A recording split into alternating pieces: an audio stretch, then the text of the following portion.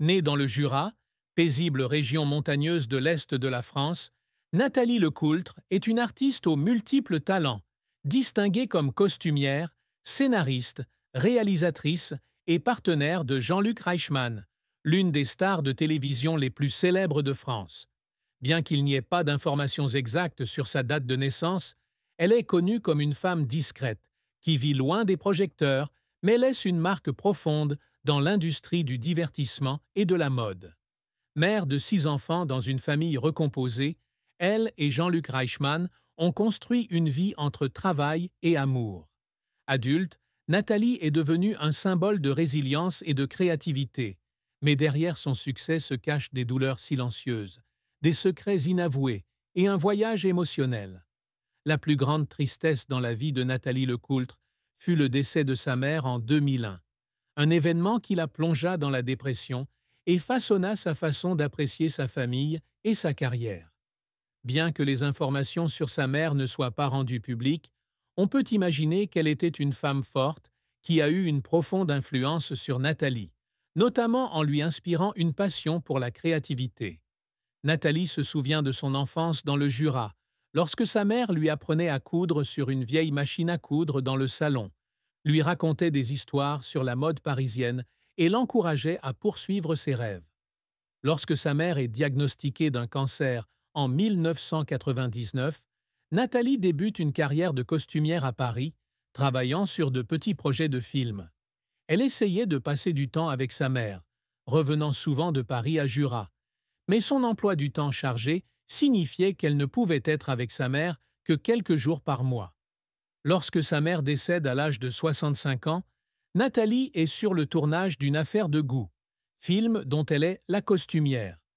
La nouvelle lui est parvenue par un appel de son frère, et elle s'est effondrée, assise pendant des heures dans la voiture, serrant le mouchoir brodé que sa mère lui avait donné, pleurant sur le sentiment d'impuissance de ne pas pouvoir être avec sa mère dans ses derniers instants. Elle se reprochait de ne pas avoir passé plus de temps avec lui, et le regret de ne pas avoir dit assez de mots d'amour était une cicatrice qui ne guérissait jamais.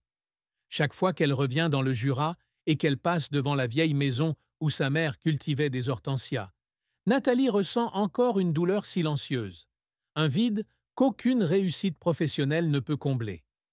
La carrière de Nathalie Lecoultre a été un voyage de plus de 2 décennies, rempli de succès fiers, d'échecs mémorables et d'efforts qui l'ont fait pleurer de joie et de pression.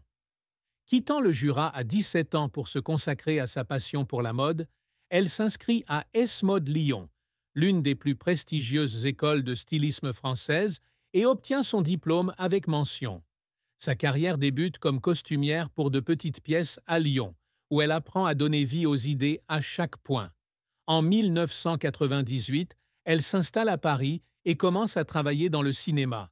Son premier projet est Une affaire de goût en 2000, où elle conçoit les costumes des personnages de Bernard Giraudot et Jean-Pierre Laury. Le film a été acclamé par la critique et le travail de Nathalie a été remarqué pour son talent à refléter le personnage à travers les costumes. En 2004, elle est nommée aux Molières pour la création de costumes dans la pièce.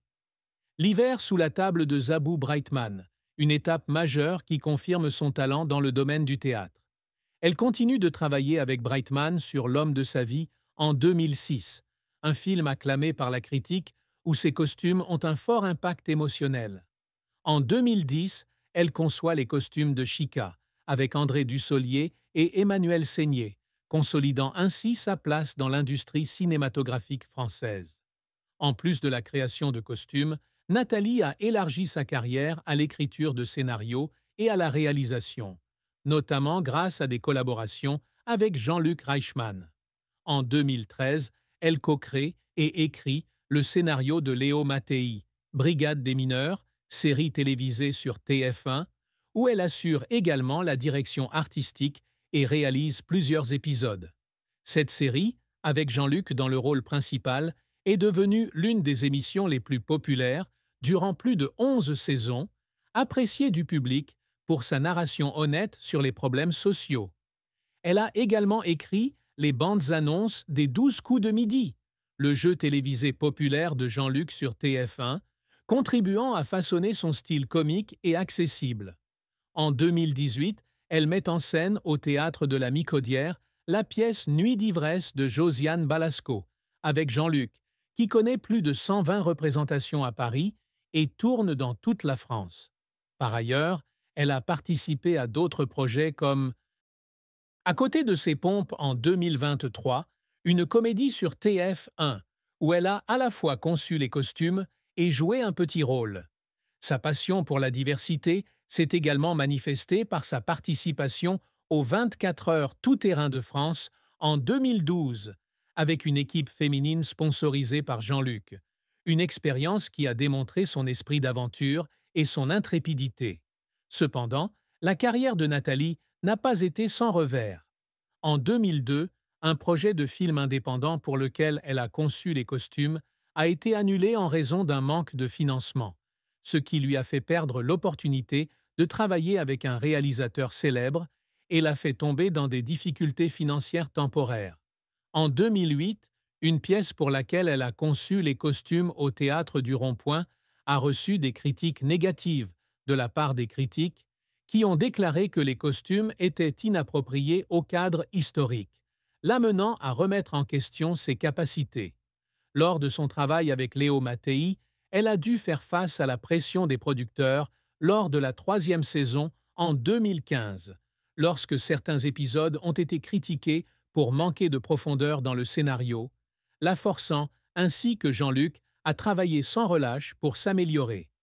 Les critiques des réseaux sociaux, la qualifiant de « ombre de Jean-Luc », l'ont également blessée, surtout lorsqu'elle a toujours cherché à s'affirmer à travers des projets indépendants. Un revers personnel est survenu lorsqu'elle a tenté de lancer une ligne d'accessoires de mode en 2014, comprenant des sacs à main et des bijoux, mais le projet n'a pas réussi à gagner du terrain et a été rapidement annulé, la laissant déçue après avoir investi tant d'efforts. Les moments qui font pleurer Nathalie sont souvent associés à des étapes émotionnelles marquantes. Lorsqu'elle est nommée aux Molières en 2004, elle pleure dans les coulisses du Théâtre des Mathurins, se souvenant de sa mère qui lui a inspiré son amour de la mode. En 2013, lors de la diffusion du premier épisode de Léo Mattei, elle était émue dans la régie, sentant que son rêve de co-créer avec Jean-Luc était devenu réalité. Après l'échec du projet de film de 2002, elle a pleuré seule dans son appartement parisien, mais était déterminée à revenir à l'homme de sa vie. Et lorsque le film a été salué, elle a pleuré à nouveau de joie d'être reconnue. Une autre fois, alors qu'elle terminait la création de Nuit d'ivresse en 2018, elle n'a pu retenir ses larmes lorsque Jean-Luc l'a serrée dans ses bras sur scène, la remerciant devant le public. Ses efforts pour concilier travail et maternité, comme veiller tard pour terminer le scénario de Léo Mattei tout en s'occupant de ses enfants, l'ont également fait pleurer à plusieurs reprises, car elle voyait chaque succès comme un cadeau pour sa famille. Sa persévérance à étudier la réalisation à 40 ans, malgré l'absence d'expérience formelle, témoigne d'une femme qui n'a jamais cessé de se battre, malgré son cœur marqué par la pression et les critiques. La fin de vie de Nathalie Lecoultre est triste en 2025, lorsqu'elle est contrainte de se retirer de tous projets artistiques après un grave accident de la circulation. Lors d'un déplacement professionnel à Marseille, en avril 2025, sa voiture est percutée par un camion sur l'autoroute A7, lui laissant de multiples fractures et des lésions à la colonne vertébrale. Elle a été transportée à l'hôpital de la Timone, où les médecins ont pratiqué une intervention chirurgicale d'urgence, mais le pronostic était qu'elle ne pourrait pas travailler à haute intensité pendant de nombreuses années. La décision de quitter son rôle de réalisatrice Léo Mattei et ses projets de design a été un choc, puisqu'elle n'a envoyé qu'un court message électronique à l'équipe de TF1, les remerciant pour leur soutien. Jean-Luc, dans un discours sur les 12 coups de midi, s'est étranglé en partageant que Nathalie est l'âme de chaque projet que nous réalisons ensemble. Elle est retournée vivre chez elle dans la banlieue parisienne, se concentrant sur sa convalescence et le temps passé avec ses enfants. Mais sa santé déclinante l'a empêchée de poursuivre des passions, comme la photographie et la course automobile. Dans une lettre à un ami proche, elle écrit « J'ai vécu ma vie pour l'art et la famille, mais maintenant, je veux juste voir mes enfants sourire. » Cette déclaration, pleine de regrets, marque une triste fin pour une femme qui fut au cœur de nombreux projets créatifs, laissant une douleur à Jean-Luc et à ses enfants, témoins de son combat constant. L'amour et le mariage de Nathalie Lecoultre sont une belle histoire, mais non sans défi, apportant une joie mêlée de tristesse silencieuse. Elle rencontre Jean-Luc Reichmann à la fin des années 1990, alors qu'ils travaillent tous deux sur un petit projet télévisuel à Paris. Leur relation s'est rapidement épanouie grâce à leur passion commune pour l'art et à leur éthique de travail infatigable. Bien que non officielle,